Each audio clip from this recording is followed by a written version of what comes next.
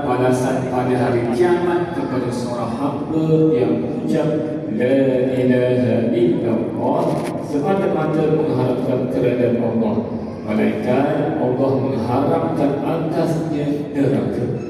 Baik, tuan-tuan haji muslim dan muslimat, bila saya baca hadis ini, Masya Allah, maknanya ada ruang untuk kita ni untuk menetapkan ataupun kita panggil apa, membeli tiket untuk kita berada dalam syurga Allah. Kenapa? Sebab hadis ini memberitahu kepada kita sesiapa yang mengucapkan La ilaha illallah dan kita mengharapkan keredaan Allah, Allah tidak balas apa-apa, malaikat Allah mengharapkan atas diri kita di neraka.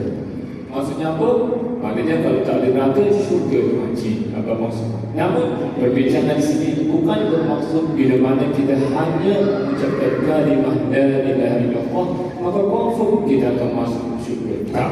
Maknanya perbincangan lebih detail. Maknanya juga melihat kepada apa amalan-amalan yang dikatakan bahawa yang boleh menghalang kita masuk ke syurga. Kenapa? Sebab kalau berdasarkan hadis ini, confirm dan insyaAllah kita akan masuk syurga. Namun ada perkara-perkara, ada amalan-amalan, ataupun ada perbuatan-perbuatan yang tertentu yang menyebabkan terhalangnya kita masuk ke syurga Allah, sehingga kita masuk neraka. Kenapa?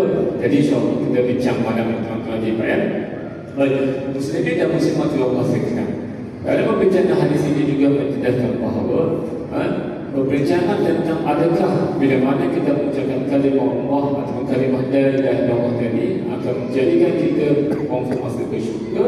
Maknanya dia melihat kepada keadaan yang tertentu ataupun melihat kepada amal-amal ibadat. Kalau dia melibatkan di maknanya kalau kita pada dosa, maka tak menyebabkan kita masuk syurga. Namun di sini hadis ini juga dikaitkan ataupun dibacakan dengan ayat Quran, maknanya tentang kepentingan taubat.